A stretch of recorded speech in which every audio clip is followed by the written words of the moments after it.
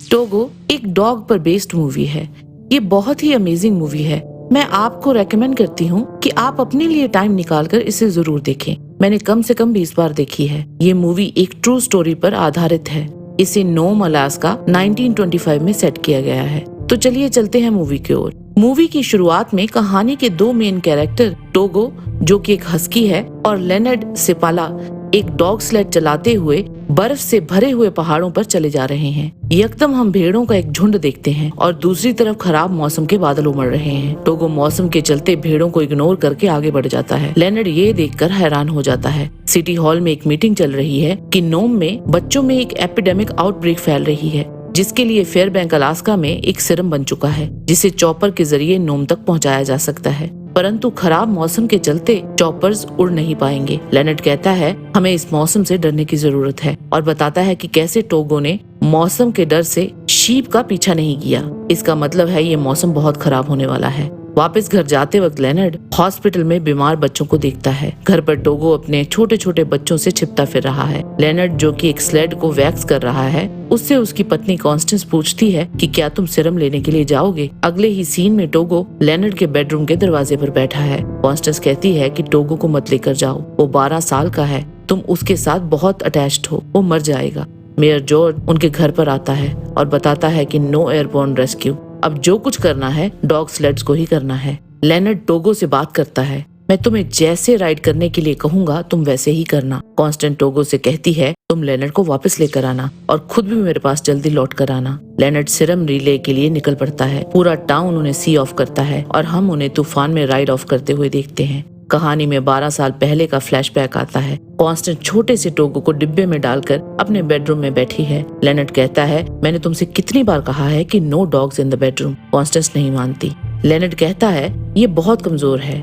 Constance कहती है तुम इसे चांस क्यों नहीं देते। अगले ही सीन में टोगो 3 से 4 महीने का हो चुका है और वो लेनर्ड के पीछे पीछे घूमता है। कॉन्स्टेंस कहती है तुम इसे बाकी कुत्तों के साथ क्यों नहीं डालते। लेनर्ड कहता है ये पिंजरे में से खोद कर बाहर निकल आता है, ये कुत्ता नहीं है, डेविल है, ये स्लेड डॉग नहीं बन सकता। विक्टर एंडरसन मेरा एक कुत्ता चाहता है, मुझे पता है उसे कौन सा कुत्ता देना है। कॉन्स्टेंस गुस्सा हो जाती है। टोगो लेनर्ड की बेल्ट उठाकर ले जाता है। कॉन्स्टेंस कहती है तुम्हारे साथ ऐसा ही होना चाहिए था। लेनर्ड वाइन करते हुए टोगो को विक्टर को दे देता है। कॉन्स्टेंस उदास हो जाती है। अगले ही सीन में हम देखते हैं कि विक्टर टोगो को वापस ले आता है और कहता है रखो अपना डॉग। कॉन्स्टेंस बहुत खुश होती है।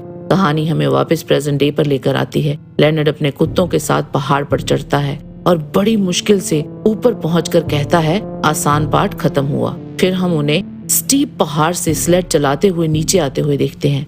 टोगो देखता है कि स्लोप एकदम से खत्म हो रही है और आगे खाई है। वो एकदम से स्लेड को रोकने की बहुत कोशिश करता है पर फिसलते हुए खाई के किनारे तक पहुंच जाता है। लेनर्ड चिल्लाता हुआ वापस ऊपर चढ़ने की कोशिश करता है। टोगो किसी तरह ऊपर की तरफ होकर स्लेड को वापस ऊपर खींच लेता है और उसके पैर जख्मी हो जाते हैं। रोड हाउस में पहुंचकर वहां की संचालक की पत्नी टोगो के जख्मों का इलाज करती है। लेनर्ड खुद भी जख्मी है। कहानी फिर से हमें फ्लैशबैक में ले जाती है।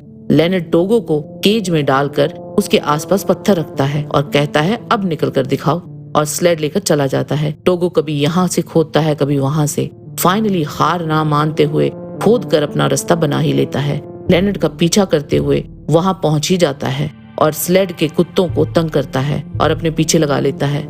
इन सब में लेनर्ड पानी में गिर जाता है। घर पर लेनर्ड स्लेड को ठीक करता है और कॉन्स्टेंस को कंप्लेंट करता है कि मैं जो भी करूं तुम्हारा कुत्ता मानता ही नहीं है, तुमने इसे बिगाड़ कर रखा है। लेनर्ड टोगो को शेड में बंद कर देता है और स्लेड लेकर चला जाता है। टोगो डोर से बाहर निकलने की कोशिश करता है परंतु निकल नहीं पाता। फिर वो देखता है कि छत में एक जगह छेद से निकला जा सकता है। फिर वो छत तक पहुंचने की तरकीब लगाता है और सब कुछ तोड़ता हुआ छत तक पहुंचकर निकल ही जाता है और लेनर्ड के पीछे फिर से चल देता है। कहानी हमें प्रेजेंट डे के साथ जोड़ती है। संचालक लेनर्ड को नॉर्टन बे के ऊपर से जाने से रोकता है। लेनर्ड नहीं मानता। वो कहता है नॉर्टन साउंड पूरा जमा हुआ है, वहां से जाने से मेरा एक दिन बच जाएगा। लेनर्ड पानी के ऊपर जमी हुई बर्फ की पतली लेयर के ऊपर से स्लेड लेकर चला जाता है। बर्फ क्रैक होने लगती है। स्लेड के डॉग्स वाइन करने लगते हैं पर टोगो किसी चीज की परवाह किए बिना स्लेड को खींच कर ले जाता है।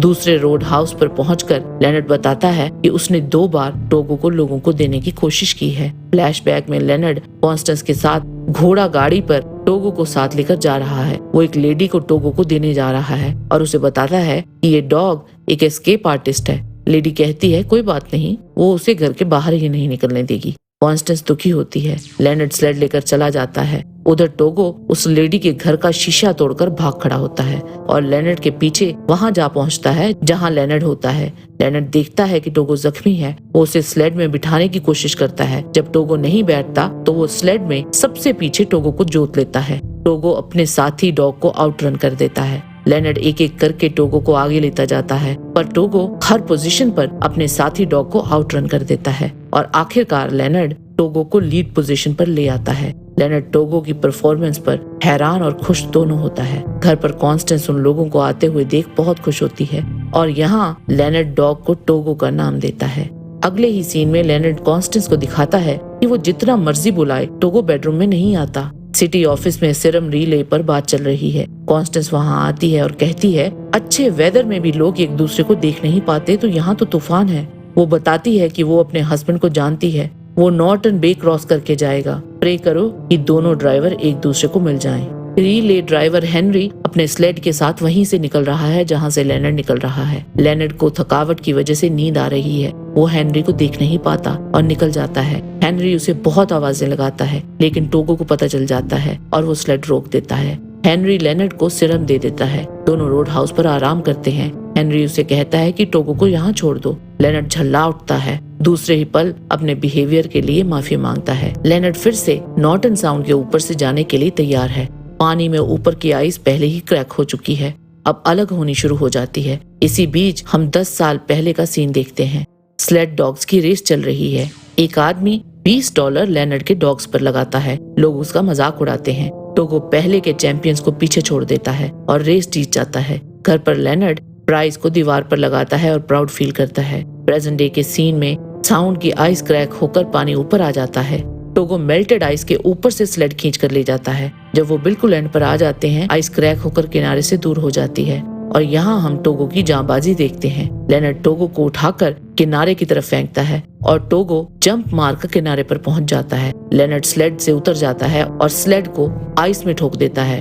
टोगो पूरा जोर लगाकर पूरी आइस कैप को ही किनारे की ओर खींच लेता है और स्लेड को पानी के ऊपर से निकाल लेता है। लेनर्ड खुद भी जंप मारकर किनारे पहुंच जाता है। वो रोड हाउस पहुंचकर आराम करते हैं। रोड हाउस के संचालक की पत्नी टोगो की हालत पर रोती है। उधर कॉन्स्टेंस एक दूसरे स्लेड ड्राइवर को एक स्लेड और डॉग्स देकर लेनर्ड के पीछे लोकल रोड हाउस तक भेजती है। दूसरी तरफ रोड हाउस का संचालक अगले दिन लेनर्ड को नॉर्टन बे दिखाता है, जो पूरी तरह से पिघल चुकी है। वो कहता है ये देखकर उसे लेनर्ड की चिंता करने की जरूरत नहीं है, क्योंकि वो डेथ को ऑलरेडी चीट कर चुका है।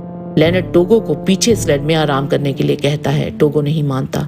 लेनर्ड अगले रोड हाउस की ओर चल पड़ता है। तूफान उसके रास्ते को और भी खतरनाक बना देता है। लेनर्ड टोगो को कहता है हमें किसी तरह अगले रोड हाउस तक पहुंचना है। ये अगर कोई कर सकता है तो वो तुम हो। अगले ही सीन में हम लेनर्ड को स्लेड पर झुका हुआ और बेहोश हुआ देखते हैं। स्लेड रुकी हुई है। वो होश में आता है और टोगो के पास जाता है, जो जमीन पर बैठकर सोया हुआ है। लेनर्ड टोगो से कहता है हमें रुकना नहीं है, हमें चलना है। तभी हम कुछ लोगों को उनकी तरफ आते हुए देखते हैं और हमें पता चलता है कि टोगो ने स्लेड को रोड हाउस तक पहुंचा दिया है। लेनर्ड गनर को सिरम दे देता है और खुद रोड हाउस पर रुककर आराम करता है। गनर सिरम लेकर नोम पहुंचता है। अखबारों में गनर और स्लेड डॉग बाल्टो की खबर छपती है, ना कि लेनर्ड और टोगो की। लेनर्ड परवाह नहीं करता। नेक्स्ट सीन में हम बच्चों को हंसते खेलते हुए देखते हैं। लेनर्ड टोगो के साथ पैदल ही घर की तरफ चल पड़ता है। घर पहुंचकर लेनर्ड टोगो को अपने बेडरूम में अपने बेड पर सुला देता है। अगली ही सुबह नोम के लोग बहुत सारे गिफ्ट्स लेकर लेनर्ड के घर पहुंचते हैं। टोगो बहुत बुरी तरह से थका हुआ है और जख्मी है।